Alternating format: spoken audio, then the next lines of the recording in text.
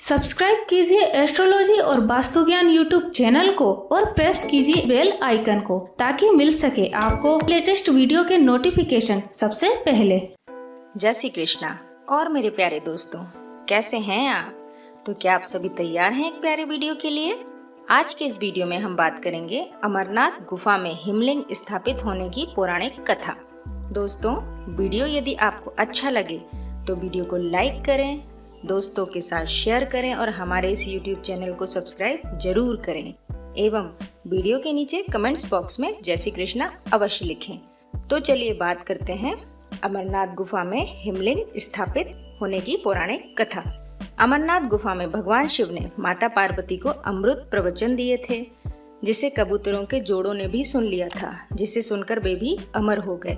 कहते हैं आज भी वे कबूतर आपको अमरनाथ की गुफा के आसपास नजर आ जाएंगे। हालांकि उनके दर्शन दुर्लभ ही होते हैं। पार्वती जी भगवान सदाशिव से कहती हैं, प्रभु मैं अमरीश महादेव की कथा सुनना चाहती हूँ। मैं यह भी जानना चाहती हूँ कि महादेव गुफा में स्थित होकर अमरीश क्यों और कैसे कहलाए।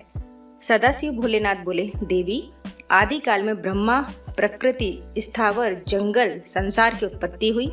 इस क्रमानुसार देवता, ऋषि, पितर, गंधर्व, राक्षस, सर्प, यज्ञ, भूतगण, कुष्मांड, भैरव, गीदड़, दानव आदि की उत्पत्ति हुई।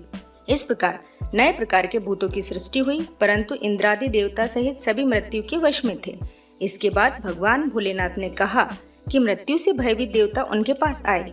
सभी देवताओं ने उनकी स्तुति करके कहा कि हमें मृत्यु बाधा करती है। आप कोई ऐसा उपाय बताएं जिससे मृत्यु हमें बाधा ना करे। मैं आप लोगों के मृत्यु की भय से रक्षा करूंगा। कहते हुए सदाशिव ने अपने सिर पर से चंद्रमा की कला को उतारकर निचोड़ा और देवगढ़ से बोले, यह आप लोगों के मृत्यु रोग की औषधि है। उस चंद्रकला के निचोड़ने से पर्वित अमृत की धारा बह निकली और वही धारा बाद में अमरावती नदी के नाम से विख्यात हुई। चंद्रकला को निचोड़ते समय भगवान सदाशिव के शरीर पर जो अमृत बिंदु गिरे वो सूख गए और पृथ्वी पर गिर पड़े। पावन गुफा में जो भस्म है वे इसी अमृत बिंदु के कण हैं जो पृथ्वी पर गिरे थे। सदाशिव भगवान देवताओं पर प्रेम न्यौछावर करते समय स्वयं द्रवीभूत हो गए। देवगण सदाशिव को ज्वल स्वरूप देखकर उनकी स्तुति में लीन हो गए और बारंबार नमस्कार करने लगे। भोलेनाथ ने देवताओं से कहा, हे देवताओं, तुमने मेरा बर्फ का लिंग शरीर इस गुफा में देखा है। इस कारण मेरी कृपा से आप लोगों को मृत्यु का भय नहीं रहेगा। अब तुम यहीं पर अमर होकर शिव रूप को प्राप्त हो जाओ। आज से ये अनादि लिंग शरीर तीनों लोकों में अमरीश के नाम से विख्यात होगा। देवताओं को ऐसा वर देकर सदाशिव उस दिन से लीन होकर गुफा में रहने लगे। भगवान सदाशिव ने अमृत रूप सोमकला को धारण कर देवताओं की मृत्यु का नाश किया। तभी से उनका नाम अमरेश्वर प्रसिद्ध हुआ। अब जानते हैं इसकी अमर कथा। इस पवित्र गुफा में भगवान शंकर ने भगवती पार्वती को मोक्ष का मार्ग दिखाया था। इस तत्वगान को अमर कथा के नाम से जाना जाता है, इसलिए इस स्थान का नाम अमरनाथ पड़ा। यह कथा भगवती पार्वती तथा भगवान शंकर के बीच हुआ संवाद है। यह उसी तरह है जिस तरह कृष्ण और अर्जुन के बीच संवाद हुआ था। सती ने दूसरा जन्म हिमालय राज की यहाँ पार्वती के रूप में लिया। पहले जन्म में वे दक्ष की पुत्री थी तथा दूसरे जन्म में वे दुर्गा बनी। एक बार पार्वती जी ने शंकर जी से पूछा, मुझे इस बात का बड़ा आश्चर्य है कि आपके गले में नरमुंड माला क्यों है? भगवान शंकर ने बताया, पार्वती जितनी बार तुम्हारा जन्म हुआ उतने ही मुंड मैंने धारण किए। पार्वती बोली, मेरा शरीर नाशवान है, मृत्यु को प्राप्त होता है, परंतु आप अमर हैं। इसका कारण बताने का कष्ट करें, मैं भी अजर अमर होना चाहती हूँ। तब भगवान शंकर ने कहा, यह सब अमर कथा के कारण है। यह सुनकर पार्वती जी ने शिव जी से कथा सुनाने का आग्रह किया। बहुत वर्षों तक भगवान शंकर ने इसे टालने का प्रयास किया, लेकिन जब पार्वती जी की जिज्ञासा बढ़ गई तब उन्हें लगा कि अब उन्हें कथा सुना देनी चाहिए। अब सवाल यह था कि अमर कथा सुनाते वक्त कोई अन्य जीव इस कथा को ना सुने, इसलिए भगवान शंकर 5 तत्वों पृथ्वी, जल, वायु, आकाश और अग्नि का परित्याग करके इन पर्वतमालाओं में पहुंच गए और अमरनाथ गुफा में भगवती पार्वती जी को अमर कथा सुनाने लगे। धनबाड़ी में उन्होंने अपनी जटा से चंद्रमा को मुक्त किया। शेषनाग नामक झील पर पहुंचकर उन्होंने अपने गले से सर्पों को भी उतार दिया। प्रिय पुत्र श्री गणेश जी को भी उन्होंने महागुनस पर्वत पर छोड़ देने का निश्चय किया। फिर पंचरणी पहुंचकर शिव जी ने 5 तत्वों का परित्याग किया। सब कुछ छोड़कर अंत में भगवान शिव ने इस अमरनाथ गुफा में प्रवेश किया और पार्वती जी को अमरनाथ कथा सुनाने लगे। शुकदेव, जब भगवान शंकर इस अमृत ज्ञान को भगवती पार्वती को सुना रहे थे तो वहाँ एक शुक मतलब हरा कठफोड़वा या हरी कंठी वाला तोता का बच्चा भी ये ज्ञान सुन रहा था।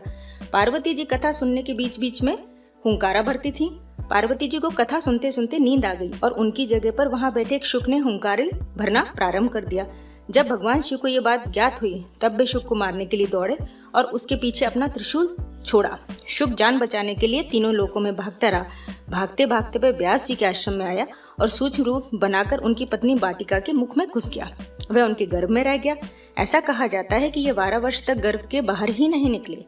तब भगवान श्री कृष्ण ने स्वयं आकर उन्हें आश्वासन दिया कि बाहर निकलने पर तुम्हारे ऊपर माया का प्रभाव नहीं पड़ेगा। तभी ये गर्भ से बाहर निकले और व्यास जी के पुत्र कहलाए।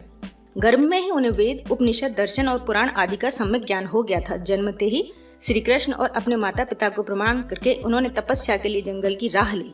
यही जगत में शुकदेव मुनि के नाम से प्रसिद्ध हुए। पवित्र युगल कबूतर। श्री कमलनाथ की यात्रा के साथ ही कबूतरों की कथा भी जुड़ी हुई है। इस कथा के अनुसार एक समय महादेव संध्या के समय नृत्य कर रहे थे कि भगवान शिव के गण आपस में ईर्ष्या के कारण कुरु कुरु शब्द करने लगे। महादेव ने उनको शाप दे दिया कि तुम दीर्घ काल तक यह शब्द कुरु कुरु करते रहो। तदुपरांत वह रुद्र रूपी गण उसी समय कबूतर हो गए और वही उनका स्थायी निवास हो गया। माना जाता है कि यात्रा के दौरान पावन अमरनाथ गुफा में इन्हीं दोनों कबूतरों के भी दर्शन होते हैं। यह आश्चर्य की बात है कि जहां ऑक्सीजन की मात्रा नहीं के बराबर है और जहां दूर दूर तक खाने पीने का कोई साधन नहीं है, वहां ये कबूतर किस तरह रहते होंगे।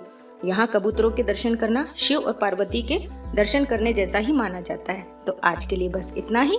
उम्मीद है आपसे फिर मिलेंगे एक नए वीडियो के साथ। टेक केयर, ध्यान रखें, सुरक्षित रहें। जय श्री कृष्णा।